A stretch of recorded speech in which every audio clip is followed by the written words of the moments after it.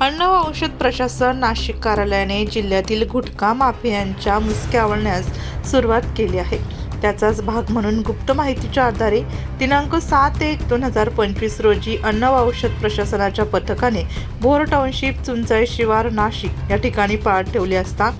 त्या ठिकाणी सागर कोठावदे याच्या राहत्या घरी छापा टाकून शोध घेतला असता त्या घरामध्ये हिरा पान मसाला, विमल पान मसाला, वाह पान मसाला व सुगंधित तंबाखूचा एकूण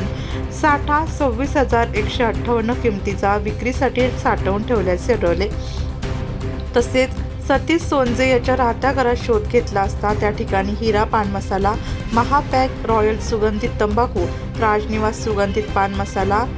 ZL1 जाफरानी जर्दा केशरयुक्त विमल पान मसाला व V1 तंबाखूचा एकूण 1,20,870 इतका महाराष्ट्र राज्यात विक्री, साठवणूक, वितरण, उत्पादनास बंदी असल्याने सदर साठा अन्न सुरक्षा अधिकारी संदीप तोरणे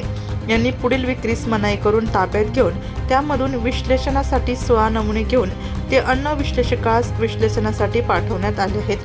विक्रेत्यांविरुद्ध सदरचा साठा हा त्यांनी कुठून कोणाकडून आणला तसेच पुरवठादार तसेच उत्पादक शोधकामी अंबड पोलीस स्टेशन येथे फिर्याद तोरणे यांनी दाखल केली। सदरची कारवाई आयुक्त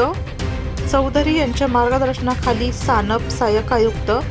संदीप तोरणे, श्रीमती सुवर्णा महाजन, गोविंदा गायकवाड, अविनाश ताबाडे, अन्न सुरक्षा अधिकारी यांच्या पथकाने केली आहे।